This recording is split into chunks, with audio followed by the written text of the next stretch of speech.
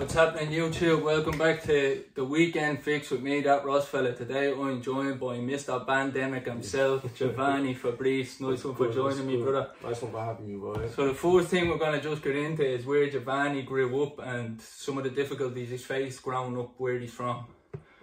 I'm originally from Mauritius, down in Africa, near Madagascar, so like the southern part of Africa. So I grew up there for like 7 years. Yeah. You know, and you were 7 and when then you moved? I was 7 when I moved down to Ireland. So back in 2008, I've been there for like, what, 13 years now. You know, and you know, I lived most of my life in town, and you know, I never moved out of town. I just, you know, I grew up Summer Hill, and then I was moving around like Gardner Street, Gardner Place, and all around town, but I've never moved out of this area. You've always been there. Always been here. Yeah. And what was it like growing up in the inner city? Have you faced anything like difficult or anything growing up here? Well, first thing is the language, you know. When I first came here, I didn't know any English, bro. Yeah, you couldn't. So that was the first thing, but you know, it actually came easy enough. Yeah. So happy days, you know. Yeah, once you get the language, then you start making friends. And did you make many friends as well? Oh yeah, man. Yeah. Popular lad, you were. You know, all the boys from this area, you know, we're all in the same class since primary, you know, and I found it easy to be friends with them. Like I had no problem being anyone's friend, to be honest. So growing up, I had it kind of easy. I had like loads of friend groups, and I was just doing shit, you know, kids here just, you know, messing about, you know, joking.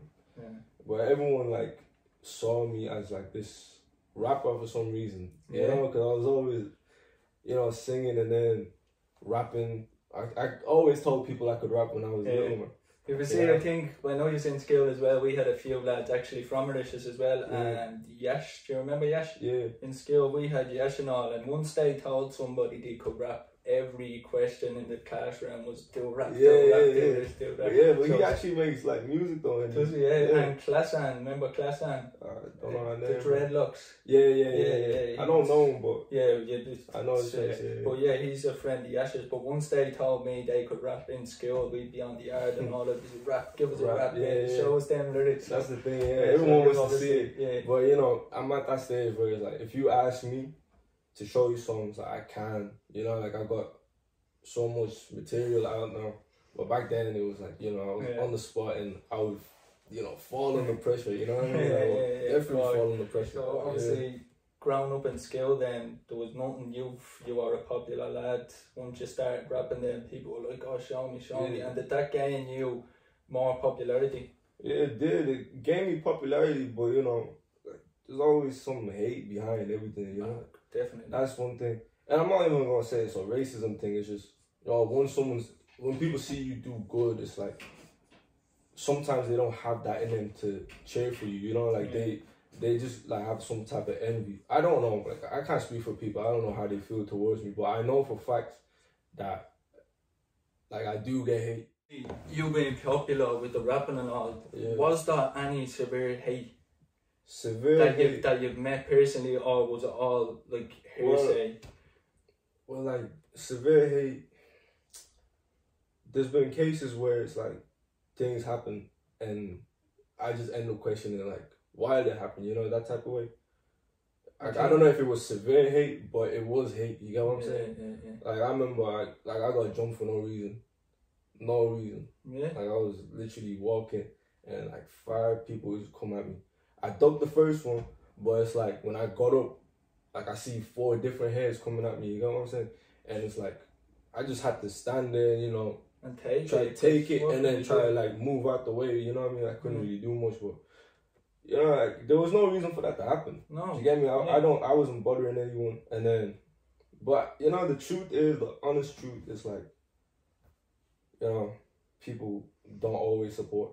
No, I think it comes down to as well, when people see you do better, it's like they feel the need to pull you down because they're below you. Exactly. And I think it's when you move, as you said yourself, you don't understand why you got the hate. But I think it's the more people see you do better, it's like, oh, I can do better than him, you know, when it starts to become competition, and then they get in their head, well, this you, that, and it's like, oh, just support me. Like, you were supporting me when we were similar. And now because I moved that level above, don't just hate on me because of that, yeah. Because of that. Exactly. But like, for the record though, like, this happened a long time ago. Now it's everything is different now because I managed to, you know, put my foot down and, you know, patent a few things. And, you know, the whole image is different now. Back then, I was probably moving stupid, so people probably saw me in a stupid way. Do you get what I'm saying? But now it's but you were young as well. Yeah, I was young. When I was young, I was certainly stupid myself. I was up to a lot of stupid shit when I was young. And we just talk about the inner city for a minute because the inner city can be a very difficult place for people to grow up in, and especially you being an outsider. Yeah, so was there any of that on the streets, or was it all just? There was a few cases where, you know, you felt the racism at one stage. I remember this story. I ain't never told nobody, but you know, I feel like it's relevant to give someone the picture of what it can be like and what it was like at one stage until, you know, things got better. But you know, one night, my dad took out the trash, the garbage, throwing out the trash, and when he was throwing out the trash, like three, like big Polish fellas came out and just like hit him in the face and dropped my dad. You get me? And you know. Yeah, and how old were you at that stage? Because if I was around 16. Yeah, you can't do nothing with three big Polish blokes either. You know what I mean?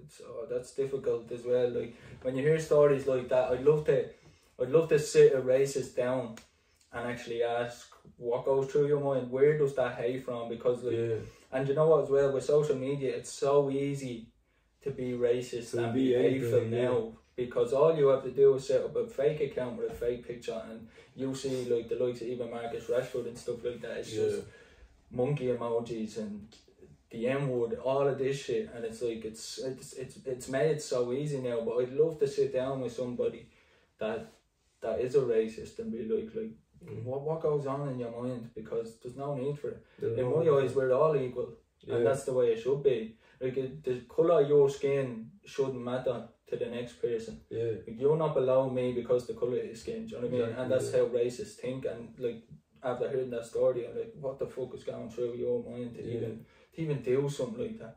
It's such a hateful act for no reason. Like, he was taking out the bins and got attacked. What goes through your mind, do you know what I mean? And how would you feel, do you know what I mean? How would they feel if someone came along, or it was their sons, or their mother, or their father, like it was yours? How would they feel if someone just came along, like they were Polish, it's Polish this, Polish that, boom, boom, you know what I mean? How would you feel? So why do it to another person? And it obviously we'll go back into the conversation, like, is that the only thing really that's like that's the most severe? That's the most severe. And you know, nothing ever happened like that again. You know what I'm saying? That's good as well. That's good. I'm thankful for that. But it was always like, you know, me and my boys, like most of my friends are black, and I'll be in like groups of black people, and it's like when we walk down the street, I remember like there was cases where people walk past us and then say some under their breath or say out loud, like, you know, I remember this lady came, walked past and was like, just remember your guests, you know, said that to our faces. And then, you know, obviously we turn around and start saying our shit, like, but nothing really you can't really do nothing like that. Well, you're not gonna turn around and beat up a woman either. Yeah. That's horrible, man. And I can't even comment on that because I've never felt that. You know what I mean? I've never. And I don't want no one to feel that, because. But that's the way most of the people I talk to who have gone through similar issues like that is the same. Is they hate for the people that have said the things to them to actually go through it, because they'll never ever understand what it's like. Really, they'll never understand. And one thing as well, you know, them people that say them things underneath their breath, it's like, if you go to my country, it'll be 10 times harder for you. Do you get what I'm saying? Because it's like people are different down there, you know? And I wish for them to go there just to see how you know, we live, so then, you know, they won't have to be judgmental. I feel like they've never been outside their comfort zone, and it's like they've never seen different people, and that's why they have some kind of, you know, resentment. Yeah, and as well, like, your parents have obviously come to this country to give you a better life. Like, I don't say that in a bad way towards Mauritius, but I know. And it's like, let me just cut you out there for a second. It's like, obviously they came here to give me a better life, but only in the education purposes. Yeah. You know what I'm saying? 100%. Because we were, you know, let me say 100 times better back home than we are here. You know what I'm saying? And it's like the only big move that they made was just to get me in a good college so I can get an even better pay than they were getting back home. Yeah. But you know, you have to have respect for that as well. Like, there's a lot of fighters and footballers whose mothers and fathers have all come over from different countries like yours, just to give that better life and give them a better chance at life. Exactly, you know, and that's obviously why you come over, and then you come over and you have to deal with that sort of hate, which is like, I don't get it, really don't get it, bro. For real, man. Should we talk a little bit about your rap career? Because that's what you're doing now. That's everything that's happened to you growing up. Man, for real, ever since I was 7, I was writing songs. Ever since 7. 7 years old, yeah. And do you remember or have any of your lyrics? No, like I was writing them on paper. That's all gone. All gone now. But I remember even in school, it was always something I was doing. Like, I was always writing lyrics at the back of notebooks and back of journals, everything, bro. Like, I had lyrics flowing. So your whole skill was, everything was just rap. School held me back. Yeah. School really did help me back, because I was doing good ever since school was going around. Like, ever since I was in school, I was actually in the scene. But obviously, I had to do one thing at a time. Like, I can't go to school, be around these people doing music, you know, learning from them. I was like 14, working in a studio. At 14? At 14 for a producer, you know, and I was doing that nearly every day. Yeah. After school. Feel me? At 14? At 14, and ever since 7, I've always been like, yeah, I'm gonna be a rapper. Yeah. That was always the goal. Yeah, that was always in the back of your mind. Yeah. This is what we want to do for the rest of your life. And have you got any influences that pushed you towards rapping? Drake pushed me towards rapping. Yeah. Because, like, I was studying the way he was moving as an artist. It's just, you know, he's consistent, and he has a lot of albums, different sounds, different collaborations, and it's like, you know, he's a businessman as well. He's not just an artist. So, and he's a humble man. Yeah, he's humble, you know. But that whole movement that he was doing, OVO and all that, I was just like, yeah, this opened my mind a little bit. Like, this is like, I can do that. You get what I'm saying? Yeah. It's like, I don't think it should be that hard, but you know. But that's the thing. If you don't believe in yourself, nobody else is going to. Yeah. So it has to come from up here first. It's the same with doing YouTube or doing anything in life, no matter what it is. It can be sport, it can be sitting in front of a camera doing a podcast, it could be your rapping. It's like anything in life. You need to believe up here first that I'm going to do this. Because if you don't believe in yourself, you never have the confidence to go and do that, you know what I mean? And it's the same for you with rapping. Like, if you don't visualise in your head that, hold on, I can be a rapper, well, then you're never going to get there. Exactly. You know what I mean? Exactly. You know? But it's been a long journey. I remember the day I couldn't rap. Like, I remember the first day I went to the studio, I couldn't do anything. But I was, you know, a 14-year-old learning. Yeah. And you're not gonna come out as Drake at 14 years of age with bob. Exactly.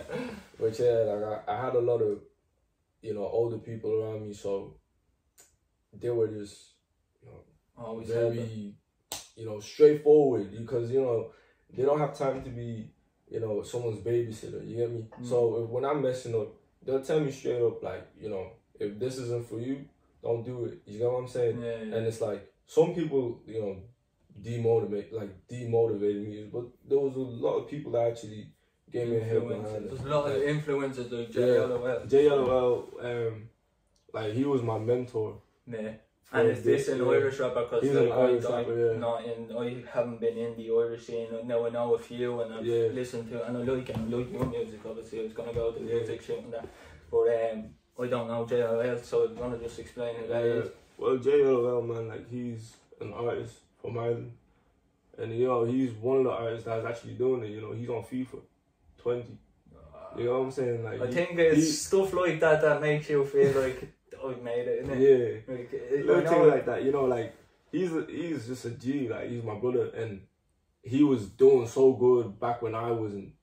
When I wasn't, like, I was still trying to figure out, he was doing good, and he took his time to tell me a few things, like give me pointers on how to properly structure a song and how to find my flow. And it's because of that I took it in, and I went away and I said, yeah, I'll work on this. And because like he gave me some info, I came out, this is my outcome with it. You know what I mean? So respect to that. But I don't think you can do anything in life without something like that. No, I don't mean a person now, but like I couldn't go into a history museum and be a historian just like that, without no information or without learning history. Do you know what I mean? And it's the exact same with rapping. Like you don't just walk into the studio at 14. Now some people are just gifted. There might be 1 in a million people that could walk into a studio at 14 and just go bam, just bam, a little bit. Yeah, well there you go. You know what I mean? There's an example, but like that's someone that's built different to everybody. You know what I mean? That just has it in them. But to do anything in life, as we said, you need influences and you need some help. So obviously Jay helped you in that sense. And do you have a lot of friends now in the rap game? Yeah, I have a few. Yeah, I'm cool with everybody. There's a few people that I haven't met in person that we talk through DMs about collabing. Even like people in, not just in Ireland, but people in like America and Netherlands. And I got like a feature track from this fella from Netherlands.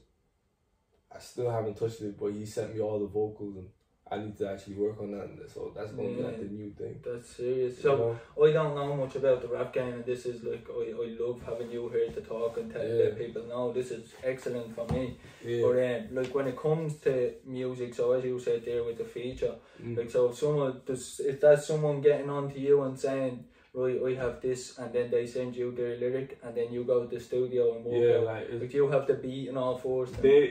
If they want me on a track, they will have the beat already, because obviously they'll have to come prepared because they want me. So they'll have the beat and they'll have their verse, and all I have to do now is get creative, just listen to the beat, write what I need to write, fill it in the studio. Then after that, it's just like producer does his job. We release it. And you obviously have met a lot of very good producers. Definitely met. Like I've so much talent in Ireland, man. Like D5, N6, he made the Bandemic EP. Like all 3 songs. Top of the range. Done very well, brother. My guy, man. Actually reminds me, man, I need to give you merch. Yes, so we get that on for a podcast in the future, brother. No doubt about that. Look forward to that. Respect. Well, and D5 is probably one of my favorite guys to work with because, man, he's like so he knows how to produce. He made 8 Ball, which is like most people's favorite tracks. Like the beat is 100% mine. Quality of the music is good, the video is banging, man. Everything worked out so well. And just while we're touching on this, just you send me all the links to all your music, and they'll be all in the description. I want you all to go show support and show the love to Jovanny for coming down and getting on this podcast. But I've listened to your music, you know that. And I'm not a big huge fan of the Irish game. Like I'd be more English. Like I know I'm homegrown Irish, but I'd be more into English. But after listening to yours, like I've started to listen to a few Irish artists, and it's some of it is really good. You know what I mean? And as you said, like the producers' work and even the music videos, the one you just done that I'm actually snapping. I missed out on, but the music shoot I'll definitely get on the next one. But the music shoot you done and the way it all came out, bro, it's definitely the black and white one, man, that's top of the range. So obviously you're saying they're producers, like working with him. Have you ever worked with somebody that you didn't enjoy? Yeah, there's a few bad studios. No, I don't want to name people and bring out beef, but I just want to hear the experiences, you know. It's not even like beef. I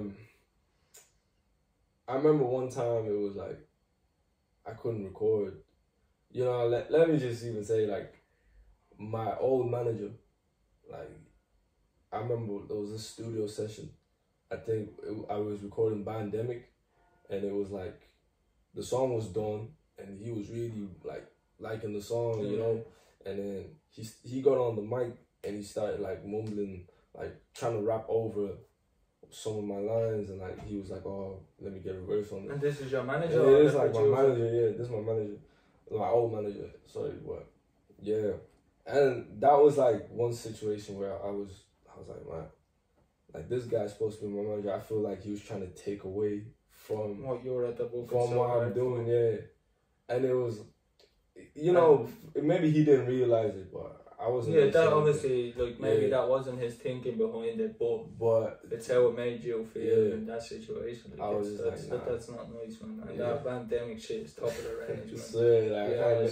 Tops. Can't touch that, man. No, that's D1, isn't it? That's just Mr.Bandemic.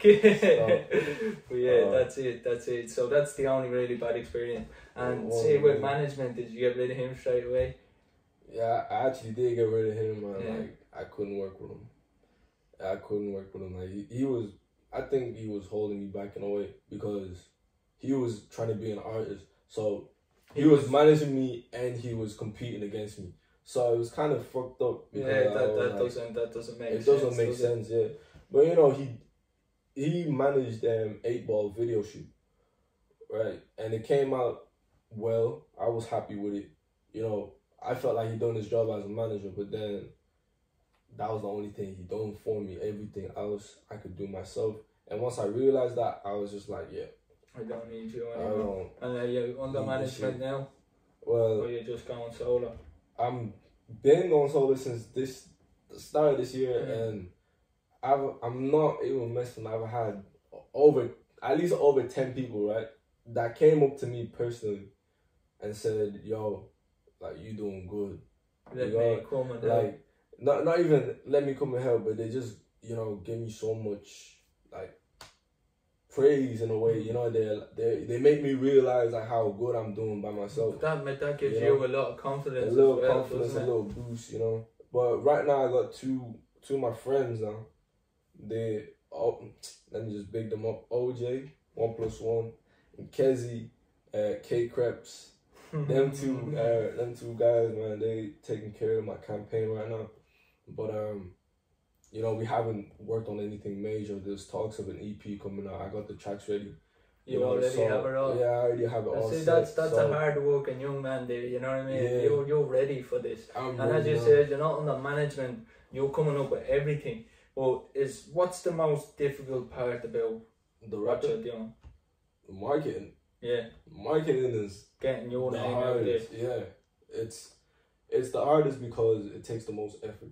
It really does, because you don't want to underdo it. You want to always overachieve. Yeah. And that's like, you need to pump up not just effort but money into it. Otherwise, it's not cheap. It's not cheap. It's not cheap at all. Like, and has any of the big Irish pages come to you or anything? You know, like Air Nation or anything like that? Air Nation, they put. I think Air Nation post my stuff a few times. What's the big page you'd love to have one of your songs produced or put out? Is there any? If there is any. World Star. Yeah. You know, World Star Hip Hop. That's major. Yeah. What about Grime Daily? No. Grime Daily, yeah. I see they're putting out a lot of. I'm gonna be on there soon, bro. I ain't even tripping. Like, yeah. Like, one of the feature tracks that I'm on, the one I played on radio, like, the girl who's the main artist on it, she's in charge of her own video, obviously. So she's putting it on GRM. So that's an automatic, like, Jovanny on GRM. Oh, brother, just because, you know, she's taking care of that, like, you know, and she's doing it right. Yeah. So, and she's a rapper, yeah. She's a singer. She's putting her as a singer. Yeah. Oh, so you're gonna do the rap and then she's going, I like that. I did it. The song is banging, bro. Like, literally, it's doing good, and that's one video shoot that I know is going to be 100%. It's going to take you to the next level, though, and I really believe that too, you know what I mean? You know what I'm saying? Like, people think, oh, you need to do it on a, like, no feature track. Like, it's best to do it, like, on a single. But, you know, there's nothing wrong with this feature. Like, there's nothing wrong with succeeding through a feature track. Like, you know what I'm saying? No, but there's definitely nothing wrong. Look at KSI.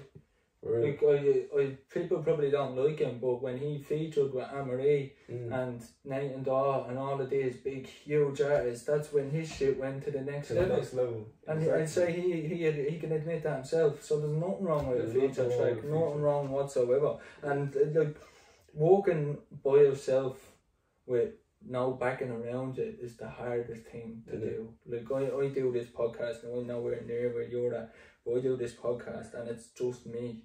Yeah. You know what I mean? I find my guests. Yeah. I have to research my guests. I have to do everything about this podcast. It's all just me. Yeah. And the same was going for your rap shit. You're not just like, you don't just overnight, boom, everything is landing. I wish it was like that. Oh, we all do. Like, I wish Joe Rogan could look at this. No, but you know what I mean? That's an example of it, but like, nothing's ever gonna happen. Maybe one night you go to sleep after releasing a track, and then overnight it blew up. Do you know what I mean? But like, it's at the taking so much hard work. Yeah. You could wake up one day and everything is at the booming, but you're at the point in, as you said, from 7. And then in the studio at 14, and now what are we at now? I'm going 20 this year. Well, there you go. Well, you're talking 13 years in this shit.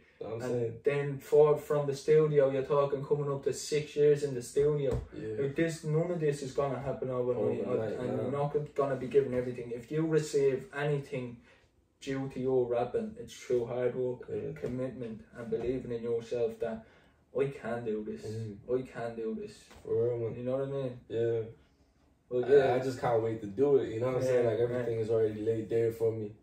I'm ready to go. I'm just waiting for the perfect timing now. That's basically it. And have you met any of the big Irish artists in person? I mean, who actually, without saying who you've met, who's your favourite Irish artist at the minute? My favourite. Man, I don't even know. Yeah, see, now I'm just gonna, I only have a favourite tune. I have a favourite tune. Larry and Larry and who? Larry and Smiles. Is it Smiles? Drop that. Yeah. No, that dropped that. Just, that's a good track. There's something to it that's just like, holy shit. Larry killed that flow. I won't lie. Yeah. You know Larry, I know Larry. You personally, or? Yeah, I know him from like when we were kids, you know. Yeah. Is he similar age to you? Because I would know. I think we the same age. I don't know who's older. I don't know who's older. Shit, man. You get me? 20 years of age, man. He's doing his thing like yourself, but obviously I think we touched on a lot of shit there, brother. I really appreciate you coming down. No problem, bro. If I missed out on anything that you would obviously like to hear from Jovanny, just shoot it down in the comments, we'll get that answered. Give me all your links to all your music. They're all going to be in the description for you to go and listen. Yeah, make sure you go and listen. The whole point of this podcast was to get out there how he grew up, what he wanted to do with his career. I believe that this young lad here sitting with me is going to go far with his rap career, and you will definitely agree with me when you go down, link in the description, listen to all his best tunes. It was Mr.Bandemic we got on this podcast. Nice one for joining me, brother. Bro, respect, bro.